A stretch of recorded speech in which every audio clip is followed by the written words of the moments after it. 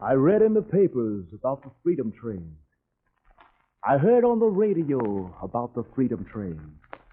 I seen folks talking about the Freedom Train. Lord, I've been a-waiting for that Freedom Train. Destination Freedom.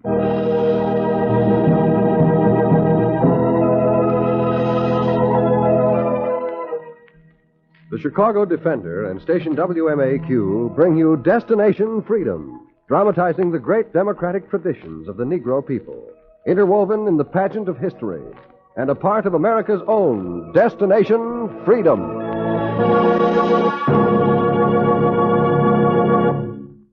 Today, Destination Freedom tells the story of the noted poet and playwright Langston Hughes in a chapter entitled Shakespeare of Harlem.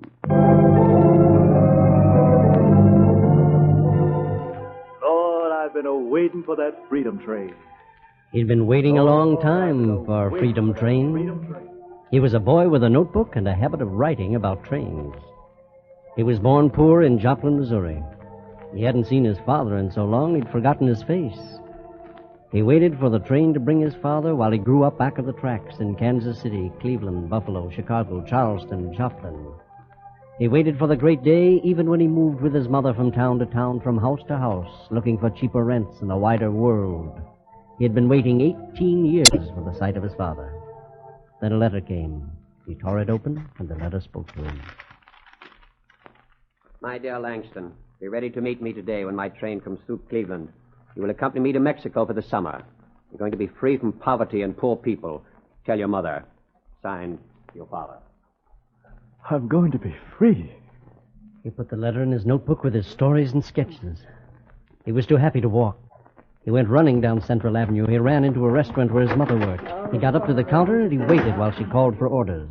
Your order, please. Hamburger, nothing on it. Plain hamburger. Plain hamburger coming up. Ham and rye and a cup of coffee. Ham on rye and a cup of coffee. Ham on rye, a cup of coffee. Mother. I'm busy, Langston. I told you not to come down here when I'm busy. Order, sir?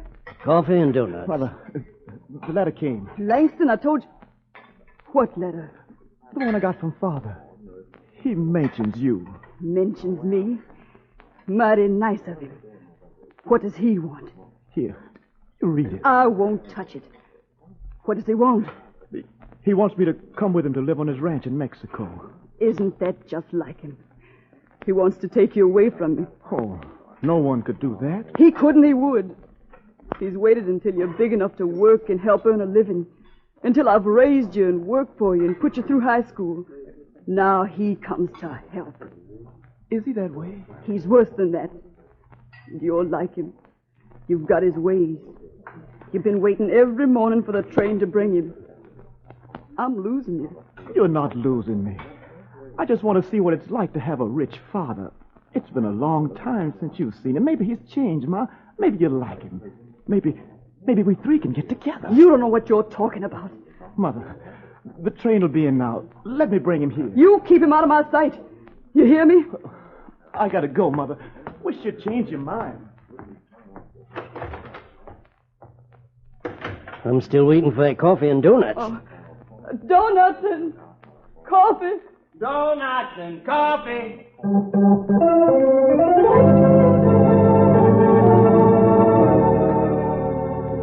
While the waitress worked, her son went out to see if he could close the odd gap between father and mother. He held an image of his father in his head, an image of a wonderful, wealthy man who lived in a land where there was no color line, no rent falling due, just mountains and sunshine and air and freedom. He went through the train station looking for his image. No one fitted that dream. He looked until the crowd grew thin, and then he gave up and walked toward home. As he turned a corner... Oh, watch where you're going, you clumsy clown. Are you blind? I'm sorry. The boy and the man passed each other. Then together, they looked back. The boy spoke. Say, are you my father? Are you Langston Hughes? Yes, Father. Oh, then take your hands down. Don't make a public spectacle of yourself, pawing all over me. Yes, Father. You got my letter? Are you ready to go? Have you packed your things? Oh, I don't have anything else to pack. I'm ready. Well, then come on. Don't stand there. Oh, I can't go without Mother's word. Aren't you going to talk to her? Oh. Don't you want to see her? What is she doing? She's working. Working? Well, isn't that just like her? If she'd stayed with me, she wouldn't need to work. She wouldn't listen to me. Will you talk to her now? Maybe. Yes, maybe when she sees what I've become and what I'm going to make out of you, she'll come to her senses, lead the way. So the boy led his prodigal father into the little restaurant where his mother worked and waited for his mother to look around. Wheat cakes and syrup, miss. Wheat cakes and syrup. Wheat cakes and syrup. Mother, Father's here to see you. I see him. What's his order? Now, Jan, I've been thinking. I've come back because I've been thinking about our son. What's your order? Ma, listen to him. The boy'd be better off with me. I can give him what he can't get here. Now, if you know what's good for you, you'd come back to me, too. Yes, Mom, maybe Dad's right. Let's all be together. What you say? I said, what's your order? Ham and eggs. Eggs for a ham. Eggs for a ham? Langston, my train leaves in an hour. If you want freedom to grow up and make something of yourself, you'll catch it. But what about Mother? Decide without your mother. She dislikes the way I make my money. She's not a practical woman. Else she'd leave this garbage and poverty behind. The train leaves in an hour, I say. I'll be on it. Waitress, here's a quarter tip for you.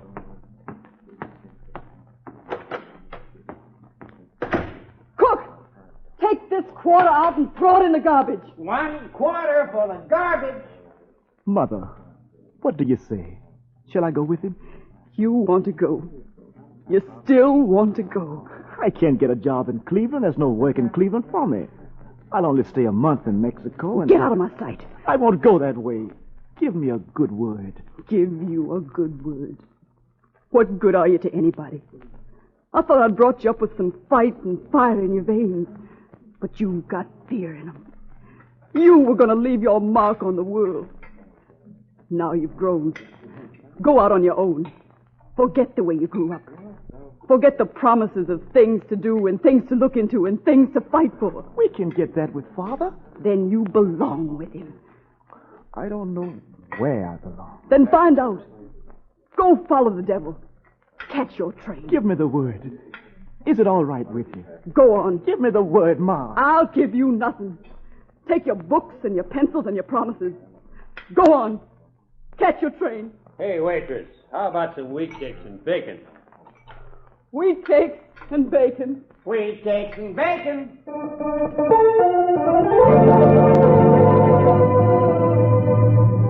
The boy sat a long time at the counter waiting for the good word. The word never came. The train did, and he was there to meet it. So, you came without the old woman's blessings. You've got sense. You're a son after my own heart. Come along, get aboard. Why didn't Mother want to come? She's a woman who lives by hopes and promises. Hopes of what she wants to see here in the States. I know better. In a few days, you'll see something that'll make you forget all about your life here. Get aboard. Board! All aboard!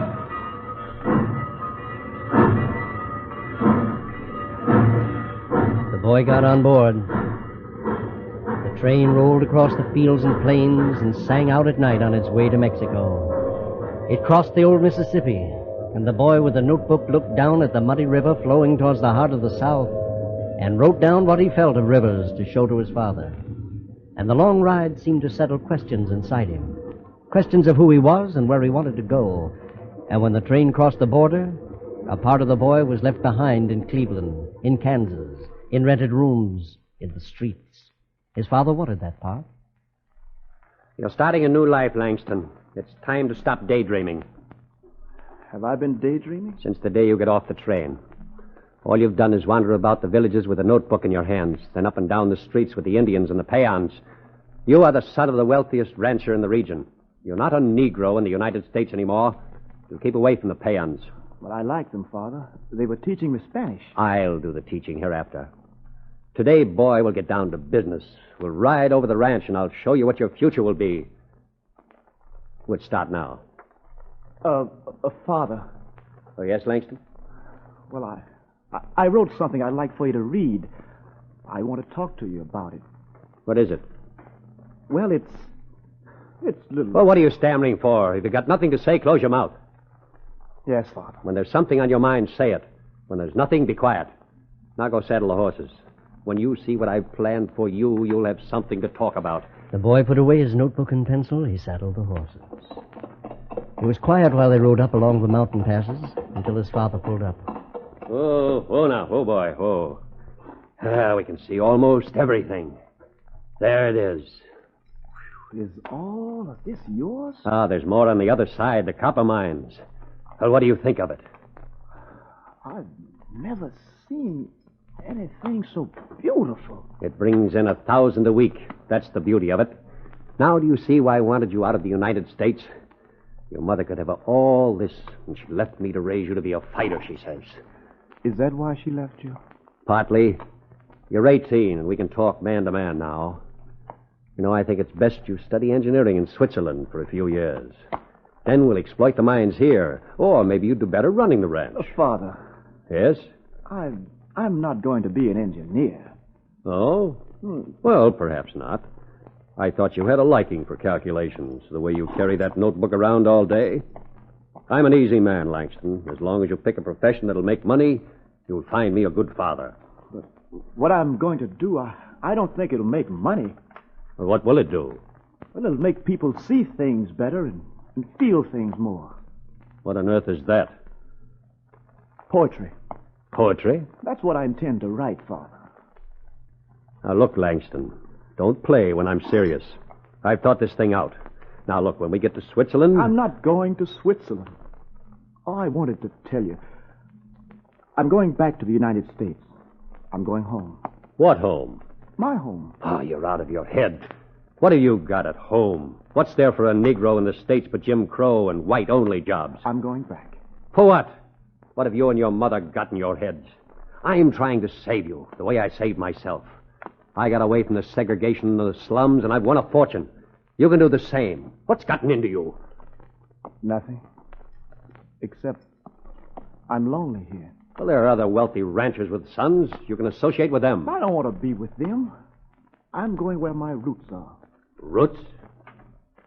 When I crossed the Mississippi, I got the feeling then of who I was and where I was going. I wrote it down.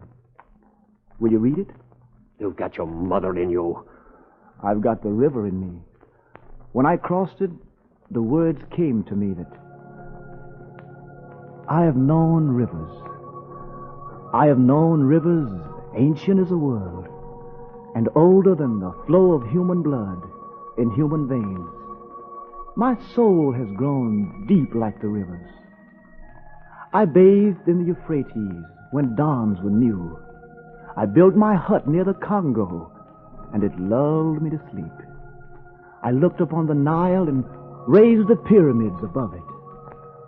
Oh, I heard the singing of the Mississippi when Abe Lincoln went down to New Orleans.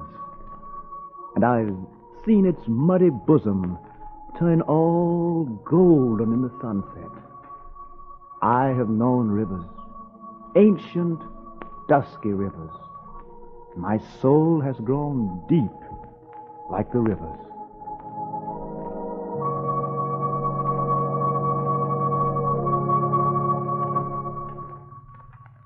The boy with the notebook got ready to get on the train, and the prodigal father cursed him. Let this be the last time you call me father. I want no part of poets or fools. Mark my words, you'll go hungry and jobless at home. Oh, you'll be happy for a while. But there'll be streets you can't live on, jobs you can't get, restaurants you can't eat in, and hotels you can't sleep in. You'll never find a father who can give you the freedom I've given you. Take your notebooks and your poems, and may the devil keep you.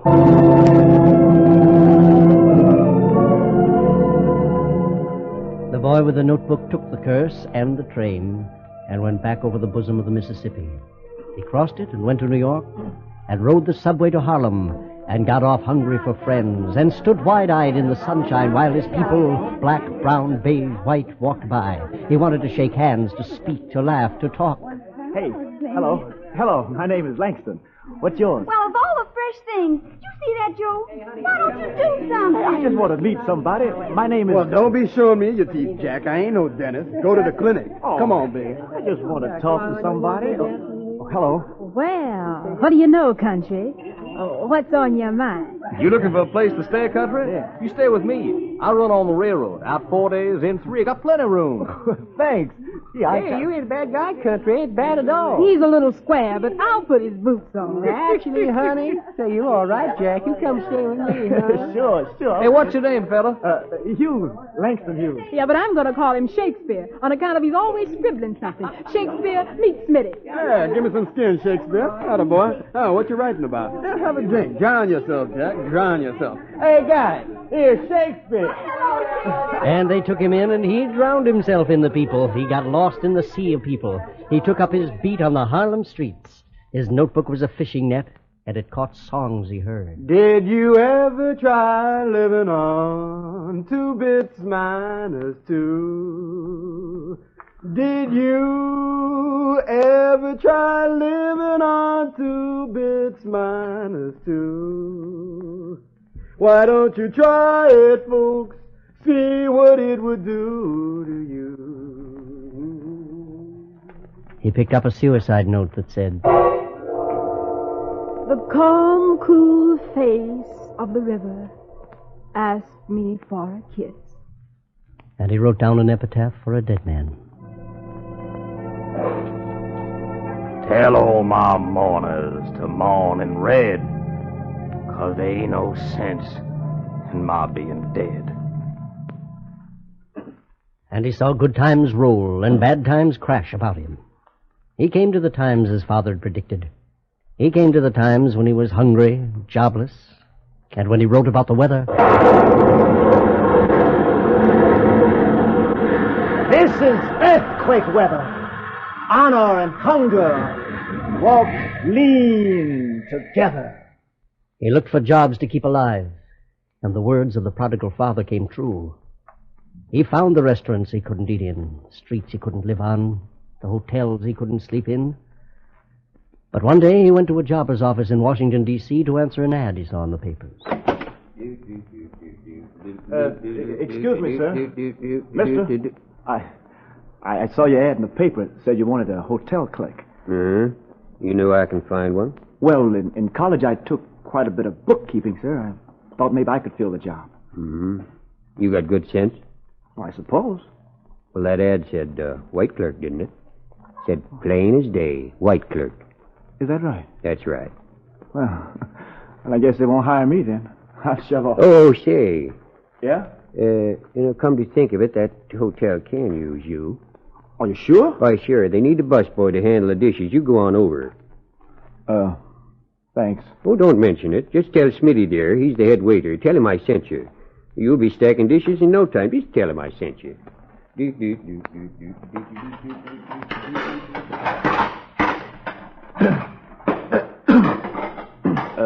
The jobber sent me over. Oh, man, you got an easy job, Sonny. No responsibilities to worry about whatsoever. It's 7 days a week, 9 hours a day, and that's $15 per. The pay ain't bad. Now, you start collecting dishes as soon as supper's over, and whatever you be, don't be slow. He put aside the notebook while the plates piled high. He got to know the waiters, the cooks, the maids. But the net of his notebook caught less as the days wore on, and all the words of his father came before him. One day was like another, until he stopped in the lobby of the hotel to peer at a poster. He stood looking for a long time until the head waiter came. Langston, dinner's almost over. The tables need clearing. Now get ready for work. What you standing daydreaming about now? I was looking at this poster. He's speaking here tonight. Who's he? Rachel Lindsay. Oh, you know him? A friend of yours, maybe? No, he writes poetry. I recognize his picture on the poster here.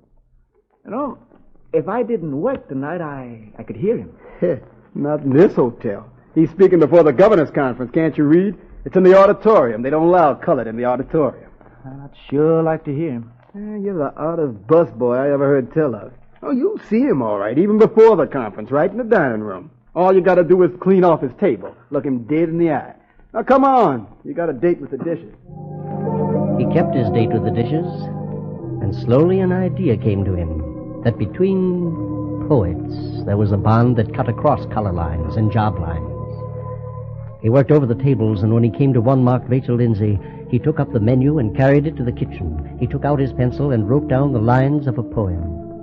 He wrote down the lines of a poem that went, Democracy will not come today this year nor ever, through compromise and fear. I have as much right as the other fella has to stand on my 2 feet and own the land. I tire so of hearing people say, let things take their course. Tomorrow is another day. I do not need my freedom when I am dead. I cannot live on tomorrow's bread. Freedom is a strong seed, planted in a great need. Listen, America, I live here too, and I want freedom just as you. Then he signed his name and put the menu back on the table of Rachel Lindsay. He went home and slept like a rock, like he had thrown his last stone. Then he came back the next morning to the same job, the same hotel. But there was something that had changed the busboy's world. There were men around the doors. The head waiter was the first to see him. There he is, boys. There's the man you guys want. Say, is that Langston Hughes? Is that guy a poet? He don't look like no poet to me. He don't look like nothing but a busboy. If bad busboys make great poets, Shakespeare. Hey, are you Langston Hughes? Yes? Yeah. Who are you? Well, I'm from the Journal, Mr. Hughes. Mind posing for a picture? Yeah, you mind stepping back so I can get your feet in there? That's it. Thank you. Smitty, what's the matter? What's going on, Smitty? What did I do? You did plenty. Ain't you read the paper? Oh, I haven't had time. Look here. Your name's in them all. Right up top. Big story says Rachel Lindsay read your poem to the governor. See? Rachel Lindsay discovers busboy poet. Now, Mr. Hughes, tell me in your own words, does stacking dishes inspire you to write poetry or vice versa? The Journal's running your exclusive story, Mr. Hughes. Did your father like poetry, or was it your mother? Hey, wait a minute, fellas. Hey, where are you taking him? Hey, wait a minute. That's enough, boys. That's enough. Give him there. He's still got a lot of dishes to stack, and I don't want him too weak to work. That's enough, boys. That's enough. There now. I'll give you time to breathe. Yeah. Thanks for pulling me in, yes, Smitty. Sure. To think all this time I've been pushing a poet around. Oh, he was looking for you. He? Yeah, this Lindsay guy came back and left a letter for you. What's it say? Yours? You read it. Yeah. He opened the letter, his hand shaking. He opened it, and the letter spoke. Dear Langston, do you mind if I call you my son? Most young poets call me father, and I want you in my family. You said it right. Earthquake weather has come down on the world. Most men are not free. Honor and hunger do go together. I want all my sons to wake up the world. We poets, even when not born of the common people, must speak for the common people. Speak loud, son. Speak the truth and scare hell out of the devil. And when you see freedom coming, catch it like you catch a train, and let no passengers be Jim Crowed. Affectionately, your father, Rachel Lindsay.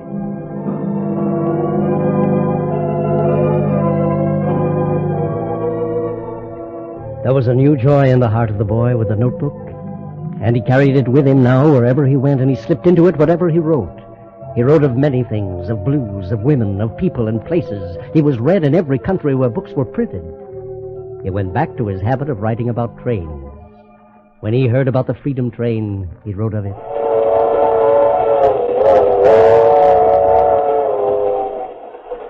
I read in the papers about the Freedom Train. I heard on the radio about the Freedom Train. I seen folks talking about the Freedom Train. Lord, I've been waiting for that Freedom Train. Down south in Dixie, only train I see's got a Jim Crow car set aside for me. I hope there ain't no Jim Crow cars on the Freedom Train. No backdoor entrance to the Freedom Train. No white folks only on the Freedom Train. I'm going to check up on this Freedom Train. Who's the engineer on the Freedom Train? Can a cold black man drive the Freedom Train? Is there ballot boxes on the Freedom Train? Do colored folks vote on the Freedom Train? Somebody, tell me about this Freedom Train. If my children ask me, Daddy, please explain why there's Jim Crow cars on the Freedom Train. What shall I tell my children? You tell me. 'Cause freedom ain't freedom if a man ain't free. But maybe they explains it on the Freedom Train. When that train goes steaming through South Carolina, will them Greenville lynchers pay it any mind? Or that 12-man jury that let them loose? Turn their heads and spit tobacco juice. When my old grandmother in Atlanta, 83 in black, gets in line to see the Freedom Train, will some white man yell, "Get back! Negro's got no business on the Freedom Train"? But, mister, I thought it were the Freedom Train. Her grandson's name was Jimmy. He died in Anzio. He died for real. It wasn't no show. This freedom that they're carrying on this Freedom Train, is it for real or just a show again? Jimmy wants to know about this Freedom Train. Will his Freedom Train come zooming down the track, gleaming in the sunlight for white and black? No stopping at no stations marked colored, white.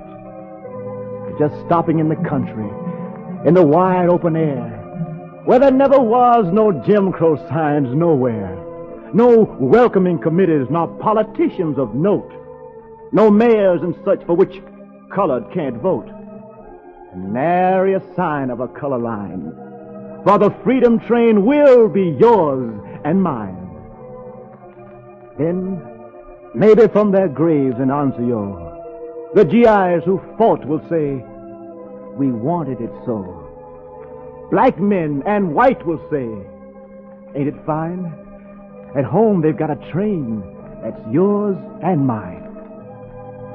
Then I'll shout glory for the Freedom Train. I'll holler, "Blow your whistle, Freedom Train. Thank God Almighty, here's the Freedom Train.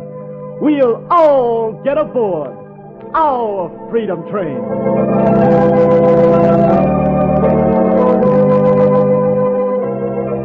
The boy with the notebook wrote down his poem and caught the train. And so Shakespeare went back to his beat in Harlem.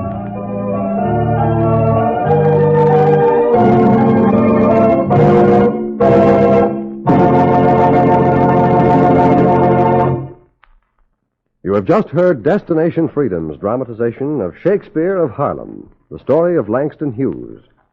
Destination Freedom is brought to you by the Chicago Defender newspaper and station WMAQ.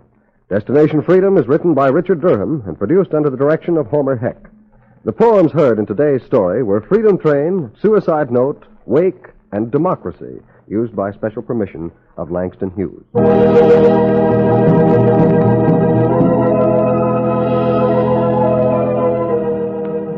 Langston Hughes was played by Fred Pinkard. Others in the cast were Janice Kingslow, Louise Pruitt, Oscar Brown, Charles Mountain, Sherman Marks, and Les Spears. The special music was composed by Emil Soderstrom and played by Elvin Owen and Bobby Christian. This is Hugh Downs, inviting you to be with us again next week for another in our series on the Negro in Democracy. Destination Freedom.